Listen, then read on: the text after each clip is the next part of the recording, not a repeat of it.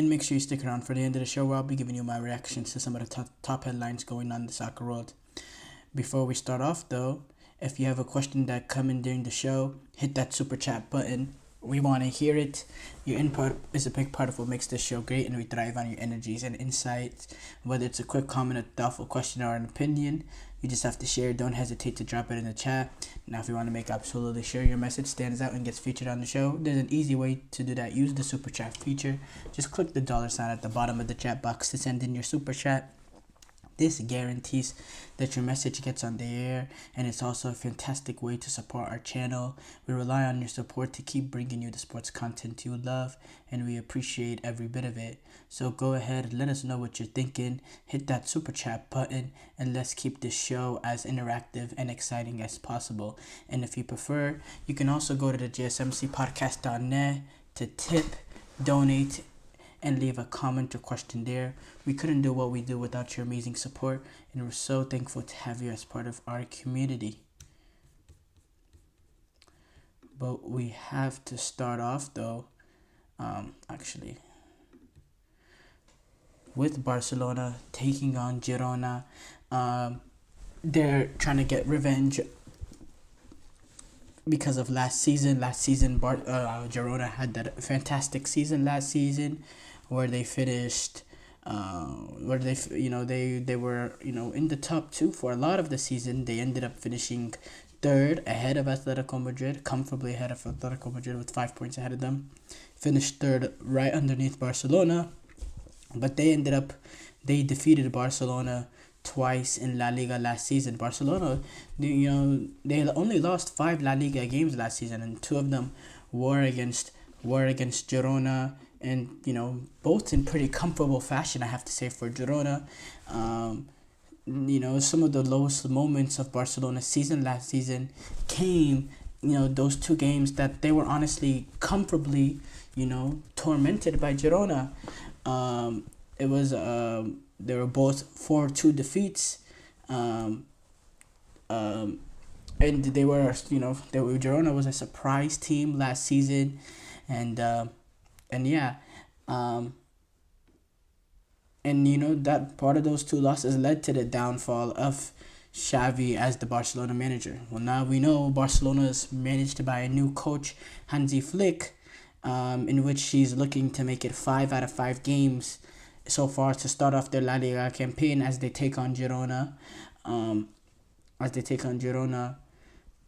This is a Barcelona team that's different from last season, with Dani Olmo coming in, and İlkay Gundogan going back to Manchester City. And Dani Olmo, he did suffer an injury in Spain's last national management game, but it's been reported that he will be 100% available for the Girona tie, which is great news for Barcelona. Olmo did score in his first 2 games for Barcelona this season before the international break, after there was a little bit of a delay to get him in there because of the La Liga financial salary cap rules. In fact, Barcelona were sort of not fortunate, but they needed they got him in through the injury of Andreas Christensen. They were able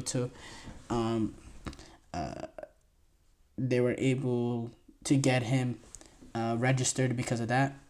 And yeah, he's been very, very good this season. Same with Lamine Yamal, their teenage sensation, and then Rafinha, who's been really, really in form, coming off of a hat-trick in his last game when they destroyed Valladolid 7-0. Robert Lewandowski, he's also had a great start so far under Hansi Flick. You remember he played some of his best football under Hansi Flick the year that a lot of people thought he was going to win the Ballon d'Or. He didn't end up winning it at the end. I believe it actually got delayed for the next season. That year came under his best years came under Hansi Flick, and he's been playing really, really good football this year after having a little bit of a down year for his standards last season. But now he already has 4 goals in 4 rounds in La Liga. And there has been one negative so far to Barcelona start to the season. Despite starting off 4-4-4, they've had injuries. Frenkie de Jong, he's yet to be available. Xavi Pais is still recovering. Xavi is still recovering from a serious injury. Marc Bernal, who was really impressive, had a very very good game. Ended up getting injured in the later stages of it, and it was an ACL injury. In I believe their third game of this campaign, and it leaves them very very vulnerable in the deeper midfield positions, on the pitch.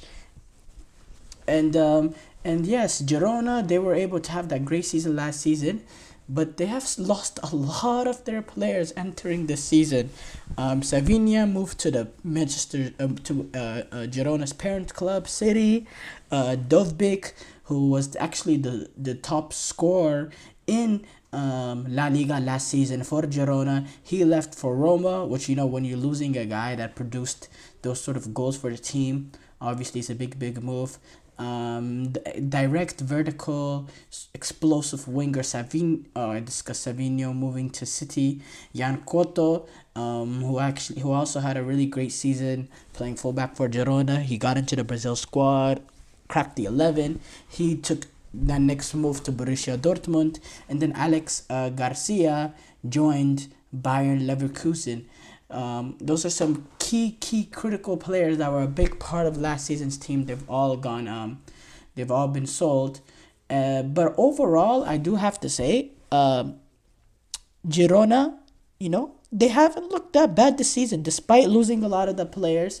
They were able to retain their coach Michael Sanchez and other key players like Mikel Gutierrez, Ivan Martin, and they were able to bring in Abel Ruiz, Brian Hill, Dan Juma, and they also brought in Donny van de Beek from Manchester United.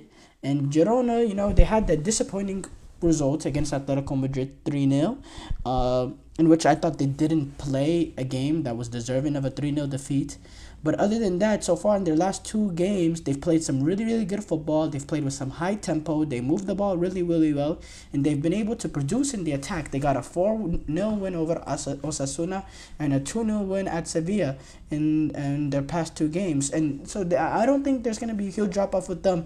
I do think they're not going to finish as high in the league, though, as last season, because of the fact that they're having to now play Champions League games, and when you're a team with limited quality compared to Barcelona, Real Madrid, Atletico Madrid, this is a team that doesn't have that quality of those sort of teams, and then you're playing Champions League ties.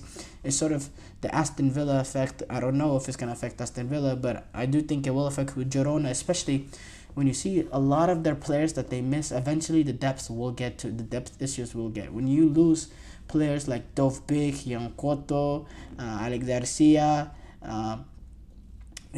players that had an important Savinho, players that had an important impact. Maybe he doesn't get exposed right away, but as you get longer into the season, like this stretch now that they're having to face, when you're a team like Girona that maybe didn't have the depth that you once did last season that got you into the top four, and you have to play Barcelona on a Sunday, then play PSG on a Wednesday, and then Valencia on a Saturday. That's a stretch. That's a 6-day stretch where they take on Barcelona. They take on Barcelona away. No, they take on Barcelona at home. They have to go to Paris, and then they have to come back. They have to go to Paris, and then they have to come back and go to the Mestalla, and take on Valencia. That's those sort of stretches that your depth and quality really gets tested, and I do fear for Girona in that aspect. And I like to see the mix matching that I'm having technical difficulties here.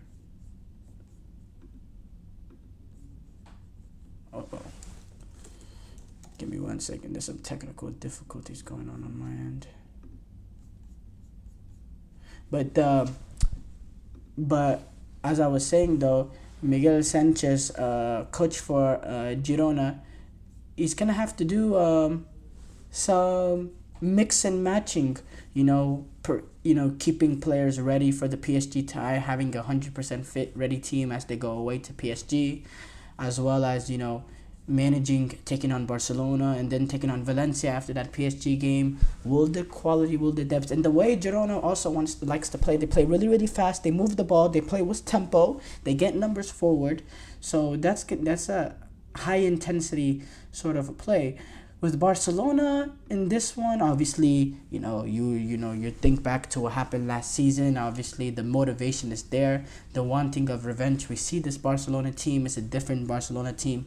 They think forward. They look to play more forward ball. They take more risks. They rely on the verticality and the directness of their players a little bit more. With Xavi, I don't think it was quite Pep Guardiola tiki-taka. I think it was a little bit of a mix of some tiki-taka and being able to control possession, but also having a good vertical element to them, similarly to Spain and what Luis Del Fuente was able to do with the Spain's team. The problem is that the results, they competed, and I thought they were a good team, but so far the results have been better so far with Hansi Flick. 4 wins out of 4. They're playing some high-flying football. They're threatening more. They're creating more big chances. They're taking more risks. They're more fun to watch as well. Players are performing better, specifically Lewandowski, Rafinha, and it's been a good, good thing to watch, and it's been a joy to watch. So for me, obviously, Barcelona are in the front foot in this game. For me, they're in the front foot in this game. I think Barcelona are the favorites because of the quality difference. But it's going to be a tricky tie, going to the Estadio Montilivi, having to, go away. That's going to make it a little bit more difficult. Girona had a good record there last season. So, no, I'm really looking forward to this, but I do have to give the slight edge just to Barcelona.